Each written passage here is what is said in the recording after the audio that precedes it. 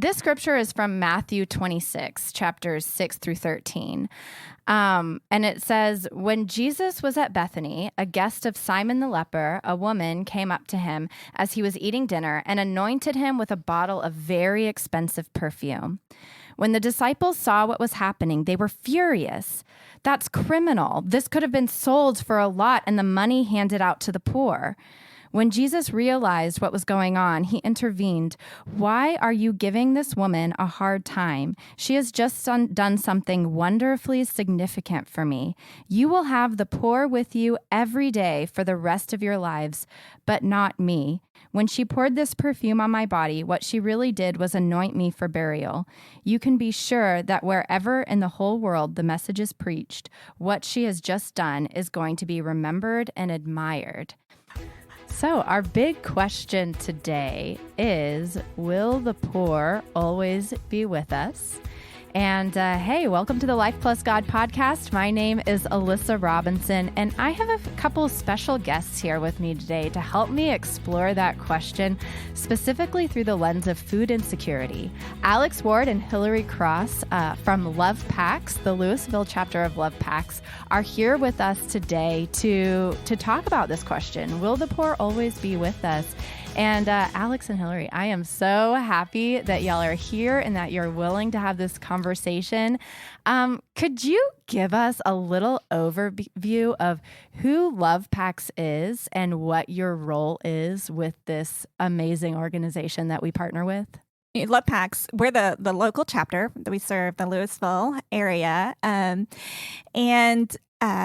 It's pretty simple. We are a nonprofit that feeds students on their school holidays, and we're feeding students who normally would get their breakfast, lunch, and snacks at school. So you've got your 3-day weekends, Thanksgiving, Christmas, spring break. And normally when those students are at school, food's provided, school's out. And for some of these kids, they don't know where the next meal is coming from. Do you have a certain reaction to the phrase, the poor will always be with us? Yeah, I mean, so when I was growing up and I would hear this text, I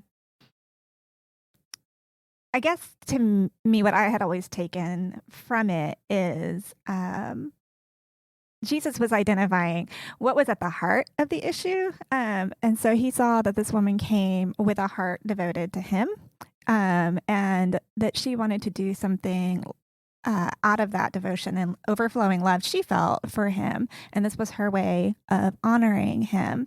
It was something that the Spirit had prompted her to do. And so that's what she did. And in that moment, that was the right choice. See, and when I was reading this scripture and I was thinking about Love Packs, and one of our core values at this church is biblical relevance. And so what we're trying to do is take Bible stories and say, what does that mean for us today? How does that apply to the way that we work in the world today?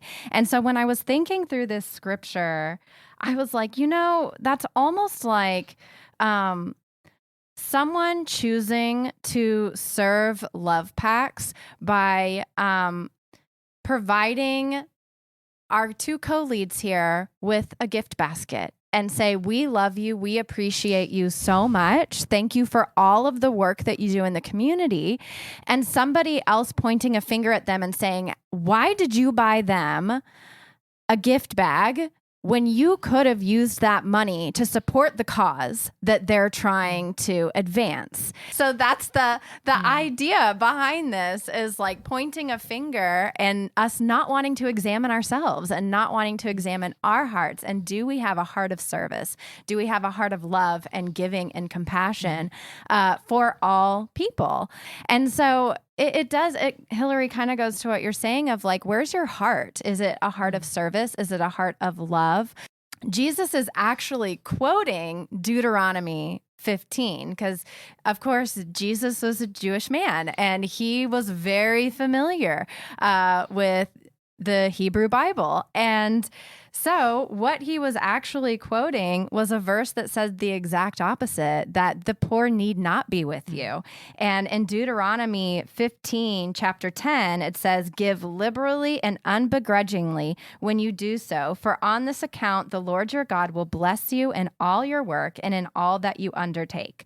Since there will never cease to be some need on the earth, I therefore command you, open your hand to the poor and needy neighbor in your land. And then it goes on to say, if you do this, the poor don't need to be with you. Yes, you will see need. Open up your hearts, open up your minds, and help those in need. And so I just want to go ahead and answer the question and say, no, the poor need not always be with us. And now that we've answered that question, I'd love to talk about specifically childhood hunger and food insecurity and some of the good work that y'all are doing locally. I just like to hear from each of you. How did you establish this passion for childhood hunger, and why did you choose to start working with Love Packs? Well, I was reflecting on that question, and it came from me for two reasons. Although we as a family have always been able to feed our kids, one of them actually had a digestive issue, which basically meant he didn't thrive. And so we saw how that impacts him. It impacted his day-to-day living. It impacted what could be his future. It impacted his teachers and his classmates as well. One of his teachers was constantly stressed by the fact that he had to leave school with migraines, and this was a kid who never liked to miss school. So we knew his potential, but we also saw how hunger essentially was impacting him.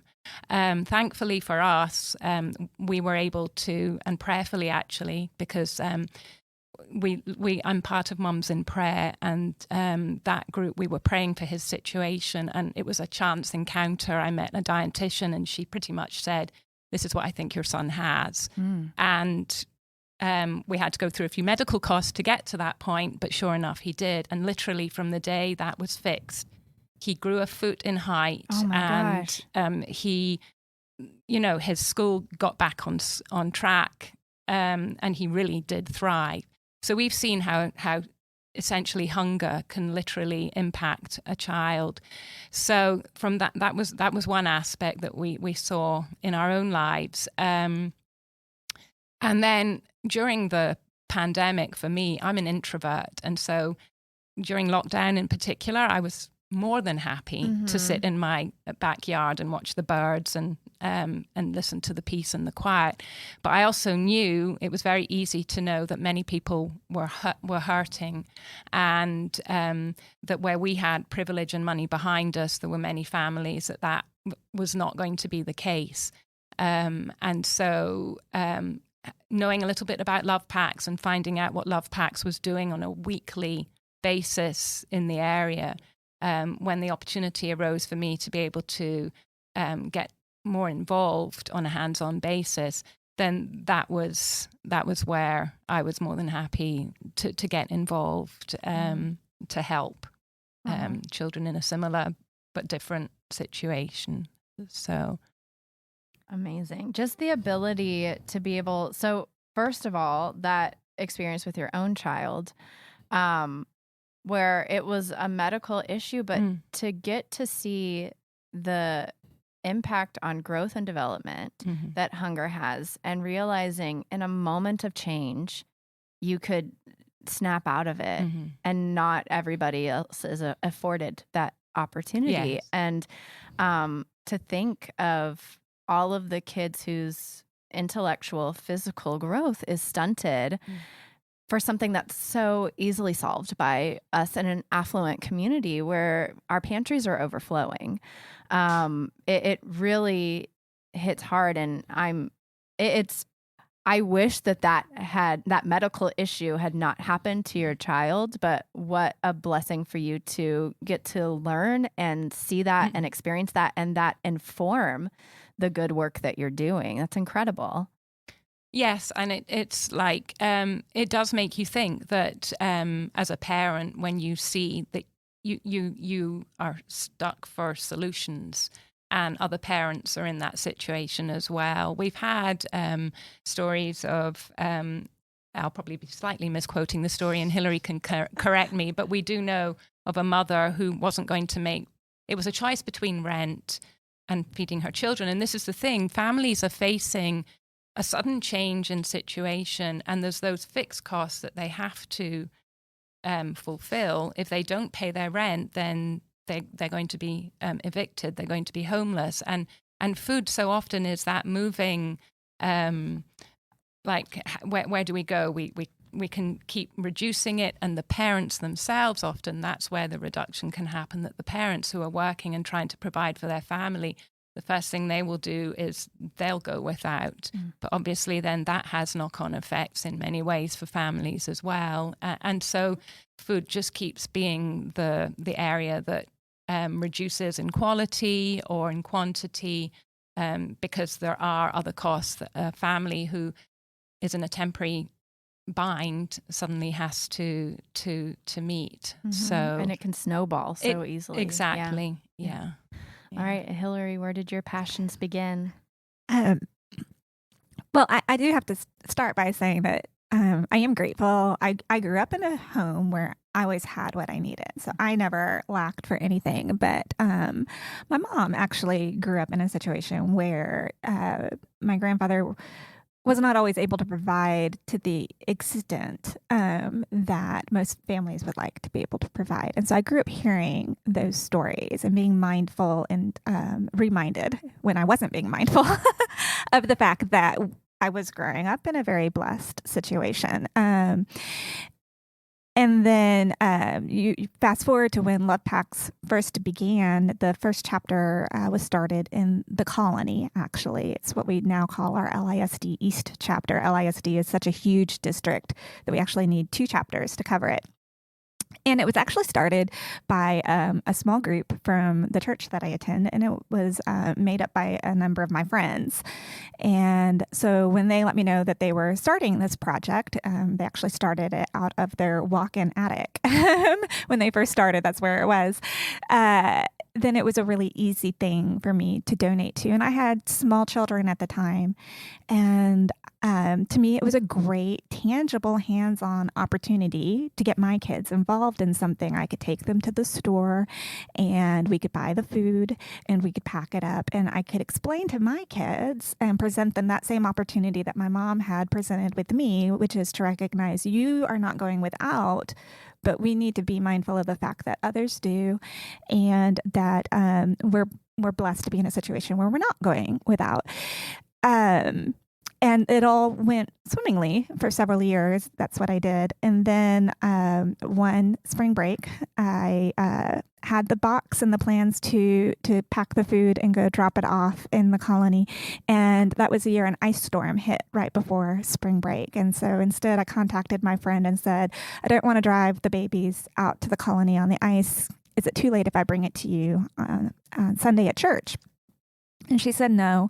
But in the process, no, that wasn't too late. But in the process, I ended up asking questions about why they were only serving the east side of LISD and why they only had drop-off locations in the colony. It seemed like they ought to have drop-off locations across LISD. And I knew there was a high need within Louisville itself. And why were we not serving the schools in Louisville as well? And she said, it's just too far of a drive. And so until somebody is willing to take on and become a chapter lead there in Louisville and start a Louisville chapter, we can't serve those students because it's just too far away. And that ended up being one of those situations where once you know something, you can't unknow it. Yep. And so as I tell people when I tell this story, I'm like, be careful the questions you ask because you may not like the answer. And so it was something that just never sat right with my husband and I after that. That the thing standing between the kids in Louisville and now Flower Mound and Highland Village getting the food that they need, and going hungry was somebody willing to step up and say, okay, I'll organize that. Mm. And And so we agreed to be the organizers for that. And so that's how we actually came on board as chapter leads in Louisville. And it started in our dining room because my friends who were leading the LISD East chapter at the time said, you don't have to commit to all of Louisville schools. You just start with a couple and you build up a base. And if all you ever want to do is just serve a couple, then you can do that. And you don't have to go beyond Louisville. You can make Highland Village and Flower Mound its own chapter, wait till somebody's willing to lead that. But obviously I'm very bad at saying no to things. And so once word got out that we were doing this, we were grateful that we had a great response from the community. And so we quickly grew a base that could help support more than one school. And then, of course, other schools started calling once they heard about it. And so that's how we grew into all the Louisville schools. But then we said Highland Village and Flower Mound needs to be its own chapter. Like, this is a lot. And I think we're kind of tapped out with this, except my kids actually go to Flower Mound schools, like schools in Flower Mound. And so when your own child's school calls and says, hey, we've run into a problem and we've got kids that need help, is there any way Love Packs can help? Then you end up doing Flower Mound and Highland Village schools as well. And so it grew. So it wasn't something we realized what we were stepping into when we stepped into it. It's grown on its own. And we've always said, as long as God's willing to bring the volunteers and the resources to support it, then we'll keep doing it. And so far that's continued to show up. And so we've continued to do that. And so... Well, and I feel like a common thread between the two of you is exposure to needs outside of your own. Hillary, with your upbringing and your mom having grown up in a food insecure house and those values being passed on to you of like, hey, look around you, just because we have food doesn't mean that everybody does. And your experience with your son, Alex,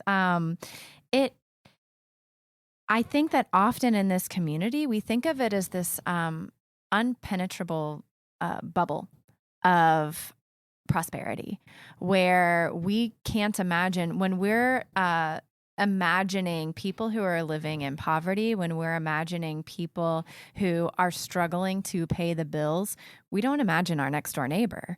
We imagine people over there, and we imagine a place that's miles and miles away from here, because that would never happen here. And yet you're talking about this need that you found and this rallying in Louisville, Highland Village, Flower Mound, of people who are in need of food. There are organizations like Love Packs, like Feeding America, that are just so focused on solving this problem.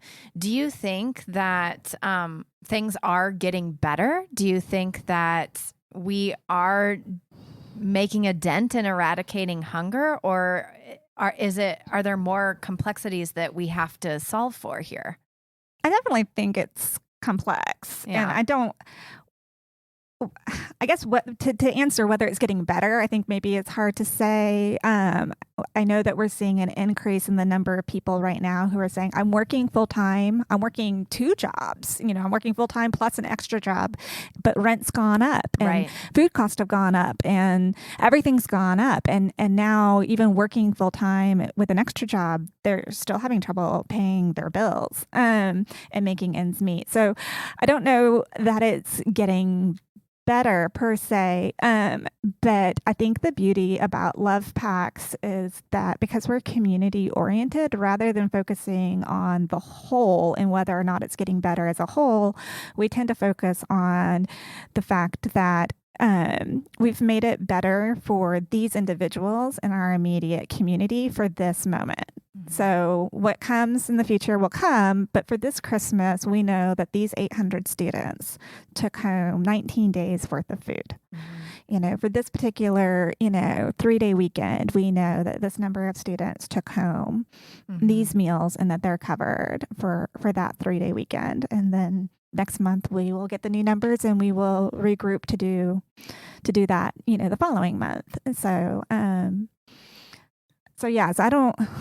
I don't know about better, but it's better right now for that child. Yeah. I think that that's a really positive way to look at it, because I think I mentioned earlier, it is so easy to get overwhelmed with the amount of need. And going back to that question, will the poor always be with us? And reading that scripture, I think that that's one of the things that's like, when you're looking at the statistics, and I hated even asking that question, but I'm glad that you brought up the individual, because people are not numbers. And it is important to look at the individual and say, yeah, on a grand scale, we've got work to do, but for this child, things are better. And I think that that's something for each of us to keep in mind and to keep us going and to encourage us, and that, this work is making a positive impact on individual lives. I did want to ask about, and Alex, maybe you could explain a little bit.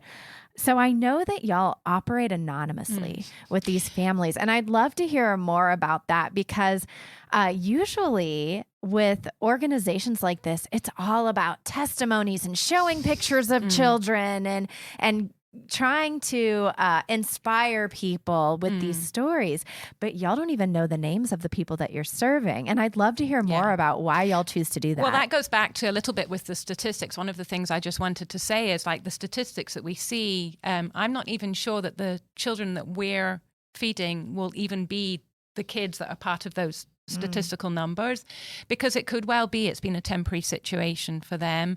And so that means for their parents, if you look at their income level, etc., which are the measures for various organizations around us, it might well be that they don't fit into being needy, but in this actual moment, there's a teacher that has seen, I have a child in my class that isn't thriving, and they get to the back of that with themselves, with the counselor, etc.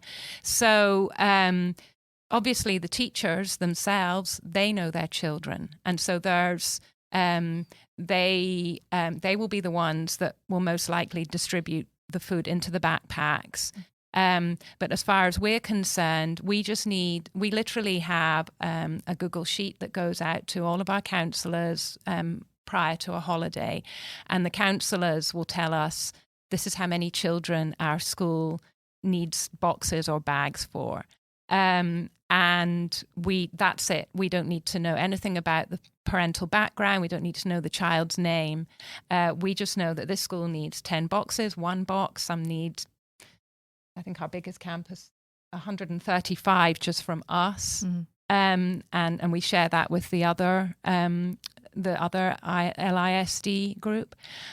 So we know that that's the number of children. And we don't know if that's the same children. If there's 10 from one particular campus, are they the same 10 this holiday as they were previous holiday? It's literally the teachers and the counselors are identifying their children in need. They tell us, and then we just make sure that they have the right number of boxes.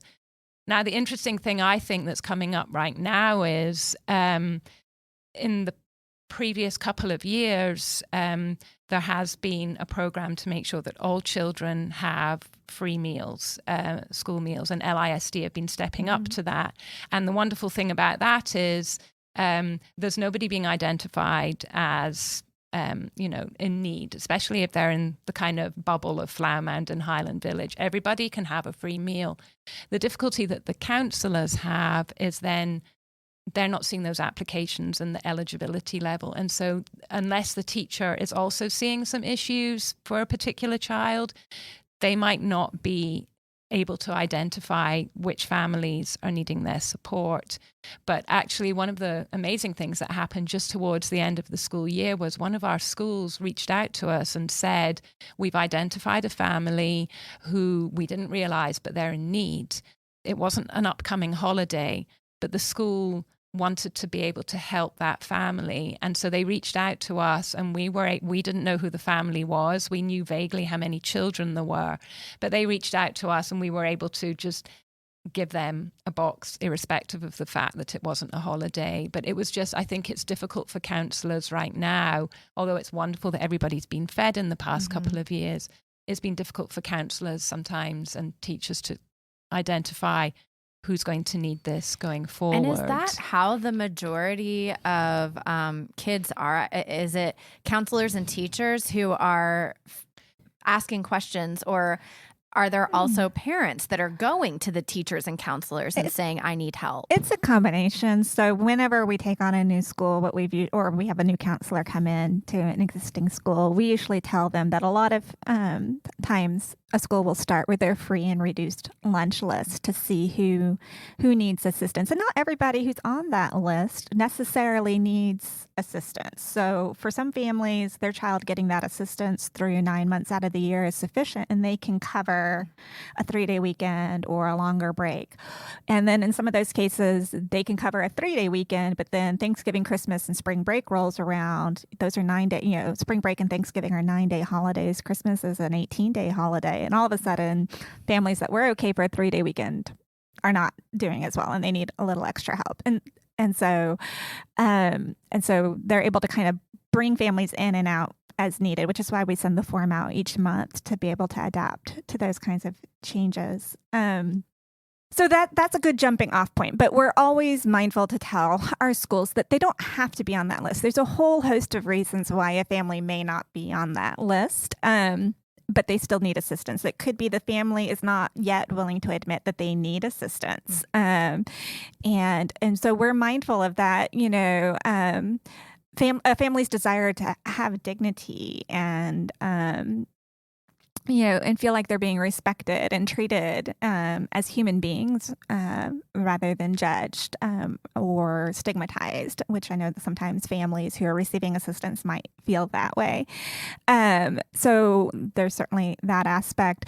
Sometimes, like we were talking about earlier, the need is chronic. And so they fill out the paperwork at the beginning of the year, they're added to the program, and they're on it for the full year. And they're constantly in that need. But sometimes, like I said, it could be more of an acute case where something just went haywire, and normally the family's okay, but now they need assistance for 1 month, 2 months, and processing the paperwork for assistance through federally funded programs can take some time. And so with love packs, because we don't have income guidelines, the counselor can just add them to the list, and then they're covered for that holiday. So we have a variety of ways. So I do know that sometimes it's the family that's called to ask. I know that some counselors will reach out to their families to make sure that they want the assistance. I know that we have some counselors who know the child needs assistance, and for whatever reason the caregivers are just not capable of coming up and getting the food for their students. And so we always try to deliver the food early enough that they can open up the boxes or the bag and send home a little in the backpack each day with the student, to try and help get it home if the caregivers are not in a position where they're capable of assisting with that. But that's a lot to ask of our counselors and our teachers. So, I mean, we do it anonymously, and we do feel like that's the best for our program. But we also recognize that we're putting an additional load on our counselors and teachers by asking them to serve their students in that way. And so we're always very thankful and appreciative of our school staff, because we know that they are staying late and going above and beyond because they care about their students and wanting to make sure that their students are able to take that food home for the holiday.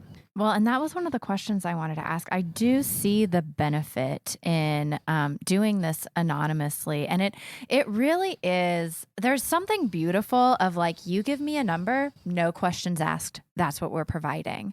And I feel like there's so many skeptics who'd be like, well, aren't you worried about people taking advantage of the system? Aren't you, that sort of mentality that we have.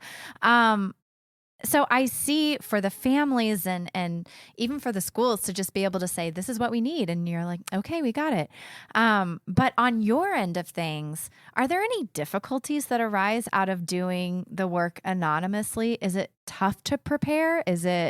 What are some of the problems that come up with that? Well, I literally was like, so we now have a pantry and it's amazing. We moved out of Hillary's home and into an actual... we're not in your dining room anymore. And I remember so that's been fun, just kind of maneuvering things and working out the best way. And I remember I was moving some boxes of vegetables.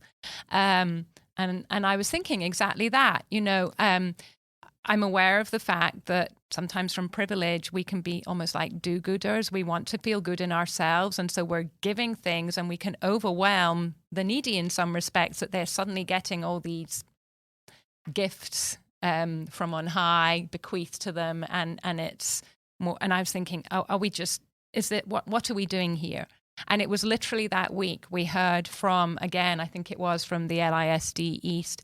They had a couple of students who are in a Bible study, and they shared, there's a beautiful video actually on the Love Packs website. They shared how they started receiving a Love Packs box. And when they initially received the box, their counselor had asked them, they were in middle school, their counselor asked them to come down and pick up a box.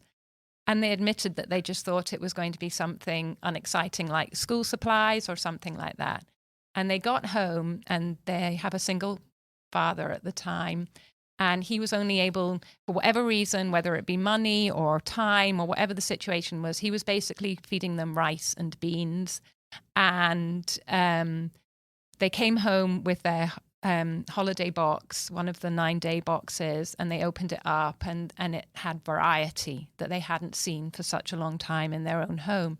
And these girls are now, they are serving Love Packs because they have received the difference. And so it might well be that, that other people will be taking advantage of that, and that's unfortunate. And hopefully that's not a long-term situation. And often one would hope as well that the schools and the counselors, they know who their families really are. But again, it goes back to that one child, and we love the story, and probably Hillary doesn't want me to say this, although I think we do need more sweet corn right now, so I'll say it again. What the kid, she just basically said she loves sweet corn so much that she was actually taking her own can of sweet corn and hiding it from her siblings and eating it in her bedroom. And when we had that video run first, we had quite a lot of sweet corn donations. Well, we could do more corn. So then you suddenly think, okay, again, we've made a difference to two girls' lives in recent history, and so then it puts it back to being worthwhile again, really. Yeah, just to have a favorite food that you get excited about, of like, it makes such a huge difference. Yeah. And we hear similar stories. I had a volunteer reach out to me. She was a substitute teacher a couple of years ago, and she was there in a classroom the day that the Love Packs were delivered, the weekend bags for an upcoming holiday. And she emailed, and she said that one of the little boys in the class, got the bag, and he immediately opened it up and dug through the bag, was clearly looking for something. And we have since switched to sending home full boxes of mac and cheese, but at the time we were sending home mac and cheese cups. And apparently he dug through the bag and he found his mac and cheese cup, and he held it up and he said, "Yes, it's my mac and cheese for the month." And it's the only time he would get mac and cheese, and it was such a treat for him. And when you think about how many kids love mac and cheese, oh my gosh, my niece and nephew would eat it for breakfast, lunch, and dinner. And for so many kids, it's a staple, and they eat it routinely. My kids view it as a treat, but that's because my daughter has all sorts of food allergies, and so we have to buy a very special mac and cheese, and it's really expensive, so we don't eat it very often. But yeah, so but for him, it was such a treat to have that mac and cheese, and he would only get it when it came in the Love Packs bags. And so yes, I think there is an opportunity for somebody to take advantage of the system, but I'm not bothered by that. I was called to send the food home with the students, and that's what I do. And so if somebody chooses to take advantage of that, that's not what I'm asked to worry about. And to me, it's worth it to make sure that the ones who do need it get it. Yeah. So I love that y'all do, even though this is an anonymous mission that you're doing, that you do get to hear those stories of joy that come from the kids that you serve, because I think that those are the kinds of things that just keep you going and going and going. And just when you need it, you get another story of the positive impact that you're making in the community. I do want to ask, do you believe that it is possible to eradicate hunger in this community? Is it something we can do? So Alex and I were talking about this earlier this week, and in a grand global scheme, I guess the answer is no. And that comes from the fact that we live in a fallen, sinful world. And so I recognize that things will be broken until Jesus chooses to return. And that's just, where we are. We can't live in a perfect world when there's still sin in the world. And so that stinks. But I don't see it as a reason to not do what we can for those who are around us. I mean, we do have families that are offered love packs where we know the counselors have said the family has declined the love packs. They know that the students need it, but the family declines it for whatever reason. Sometimes it's, a matter of, like my mom had said that her father would have declined an offer of love packs because there were so many things he could not provide for his family, but he did make sure there was food on the table every single meal. And by taking something like love packs, it would have made him feel like he no longer could do that part of it. And so, there's all of these different things at play, and we send home for 3-day weekends, longer holidays, but it doesn't solve problems of families who are living where there's no access or no easy access to nutritious food. And like you were saying about the food deserts. There's just so many variables at play. I do think we can't ever get rid of it, but I also don't think that it doesn't mean we shouldn't do what we can and help those that we can. And for those that we can help, it's very meaningful. And we sometimes hear fun stories like what Alex was saying, but we don't always know. I mean, when you look at childhood hunger and the effects it has on behavior and health and all of those kinds of things, it's hard to know what is the damage of a child going hungry now going to be when that child is 20. What is the impact of getting food for a holiday, for that child when that child is 20? It's we don't always know that, but I don't have to know what the outcome is in order to know that I have a kid here who's hungry and I have an ability to solve it. And it does feel funny to say that I don't think we can get rid of the problem when we live in one of the richest countries in the world and there's food being chunked every day. It doesn't seem right. It seems like it ought to be a solvable problem, but I think if I spent too much time on that, it would spiral. And then in the end result, it still comes back to the fact we live in a broken world. And so, and even the people who are doing their best to help others, we are broken and we are filled with greed and we are filled with gluttony and we, over consume and, all of these things. It is difficult when we think about the area of abundance that we live in. Hunger shouldn't exist here. Yes. It shouldn't exist here. And so, Alex, do you have a similar opinion? Or it comes down very much, and it almost even goes back to that original quote with Jesus, because I feel like he is saying this is the matter in hand, and right now the matter in hand for us is we have the ability, we have the support to feed the children that are hungry right now. My hope is that maybe one of those children will have the wherewithal to get themselves through education.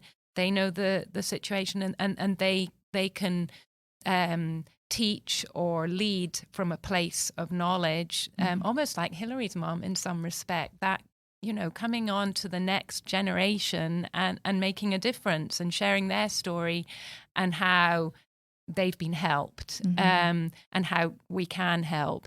And so right now we're feeding those kids because we know they need it. It might not even, as we've said earlier, be the same child. They might be they might have moved forward for one reason or another, but there's someone else coming through that still needs that help. And so hopefully for individual situations, there might be improvement, but unfortunately, we do see continual need statistically. And I love that you brought up, the scripture that we started with again, because, the more that I think about it and the more that I hear y'all speak, maybe one of the messages that Jesus, obviously, when he was saying that to us or to the people that he was speaking to, he knew that he was on death's door. He knew that right around the corner, I will not be here anymore. And maybe the message is be present, see what's going on around you, look up from what you're doing and see where there is need right in front of you. And yes, the poor will always be with you, but what's happening right here, right now in front of you that you can make a difference? And I think that that's what you're doing. And of course, there are so many systemic changes that we need to make as a society that could eradicate hunger. It could, if we were all willing to step up to the best version of ourselves to do it, which that is a big question of, is that possible? Is it possible for all of us to step up to that? But in the meantime, I think that these works of mercy are so deeply needed. And so thank you for the work that you do in our community with Love Packs. And I just wanted to hear from you. Are there any parting stories or parting words that you want to share about the work here? Well, Alex shared the one about the corn, and I really do encourage people. It's a sweet video, and the girls, I mean, these are teenage girls, and they were willing to be link to viewed the video on in the podcast description. Yeah, they were willing to do a video, so and step up and share their story on video. So so proud of those girls that they were willing to do that, because not all teenagers would be willing to do that. And but yeah, so we've shared a few stories. But I think another one that we share, my husband actually ran into, he was shopping and he was wearing his Love Packs shirt, and the cashier noted that. And she shared her story where she had several boys at home, single mom, and things had been, like for a lot of people, paycheck to paycheck. This was prior to the pandemic. And right as Christmas was coming up, she was laid off. And there were no savings or residual sources to try to cover that gap. And so she was looking at the choice of feeding her kids or paying rent.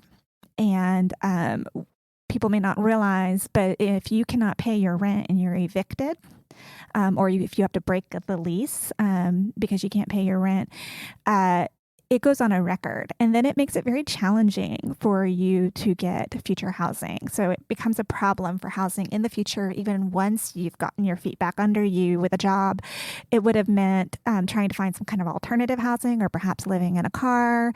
If you don't have any place to live, then where do your belongings go? Do you have to put them in a storage unit that you have to pay rent on while you're trying to figure out? I mean, so it's like this whole losing housing just kind of snowballs into this whole host of additional problems for a family. So it's really important to try and keep our families in their housing.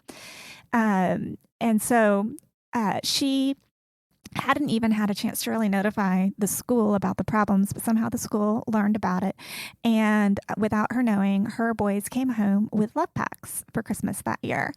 And so the parents didn't even know that the school just did it. Yeah. That's amazing. So I'm not yeah, she didn't really, I mean, it was a cashier, so she didn't have a whole lot of time to share the details, but her boys came home with Love Packs for that Christmas holiday. And they were able to eat from those, from the Love Packs boxes for the Christmas holiday. And it was the difference between her choosing between food and housing for her boys. And so while she hunted for a new job, she got a new job. Everything got back to normal, and then she didn't need Love Packs after that. But it made a huge difference for her family and the trajectory that they were on. And so we do hear stories like that. Another one that we like, we just got this spring from Tech West. So for people who aren't aware, LISD has done a great job of investing in technical classes and facilities for our high school students. And they've come up with all sorts of amazing courses that students can take so that they're prepared to go out on the job market when they graduate from high school. It's really amazing. And they have a hospitality and culinary program at Tech West here in Louisville. And they and their instructors are really good because they actually won a competition that was put on by the Dallas Cowboys. I think it was it Buffalo Wings, like some kind of wings competition. Yes, I think yes, it was. That's yes, right. Their recipe was, so they competed with all of these other culinary programs from basically across the state, and they won. And so they received an award from that winning, and it included a gift card to Kroger. And so, Albertsons, sorry, Albertsons. And so the instructors asked the students what they wanted to do with the gift card. And the students said that they wanted to give it back to the community. And they picked Love Packs as the community organization they wanted to donate to. And we were able to go to the presentation ceremony and learned that several of the students had received Love Packs as students when they were younger. And that for them, it made the difference between being able to focus and stay on task. And that several of them said that without those Love Packs boxes, they're not sure that they would have stayed in school. And here they are about to graduate from a great program, and they're prepared to go out on the job market. In a food-related field. Oh my gosh, full circle. Yeah. And apparently, apparently really good at making their food too. So, so we have those kinds of stories, and they're great stories to hear. Like I said, it's hard to know if at one point in time a child does not receive enough to eat. What does that do? And clearly there's plenty of children who don't receive enough to eat who are still able to go on to live productive lives. And so it's not a guaranteed change to somebody's trajectory, but I think we have enough stories to show that it is really meaningful to them. A lot of people might be listening to this whole thing and they've been nodding the whole time and they're like, okay, what can I do? What can I do? And so here's what you can do. Throughout the month of August, we are collecting boxes, and we are collecting items for boxes. We're going to box them up. We're going to partner with Love Packs, and it is going to help y'all prepare for 3-day weekends coming up in the school year as the school year begins.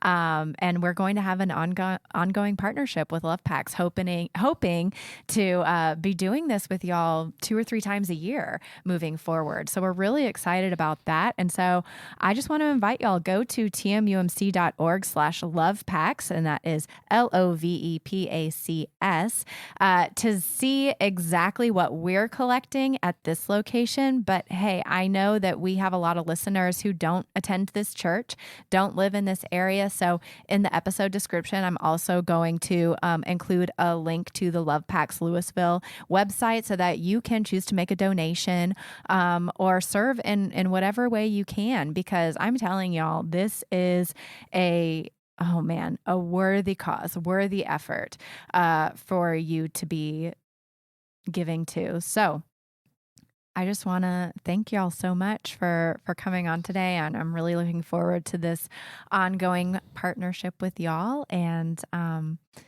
man, we've got work to do, don't we? Thank you. Yes, thank you. Well, thank you so much for having us. And I would also just say for your listeners, if you don't live somewhere that has a Love Packs chapter, find your local food bank, because they all need help right now. I promise. It's been a really long couple of years since COVID hit, and with supply chain disruptions and various things like that, and it's changed what was easy and what was hard. And so I know that all the food banks right now are having to kind of, adjust to a new way of doing things, and they always need help. The Life Plus God podcast is hosted, written, and produced by me, Alyssa Robinson, and sponsored by Treach Memorial United Methodist Church in Flower Mound, Texas. If you live in the Flower Mound area, I invite you to stop by and see if Treach could be your new church family. You can learn more about all of our programs and events at tmumc.org, and I hope to catch you next week for our next episode of the Life Plus God podcast.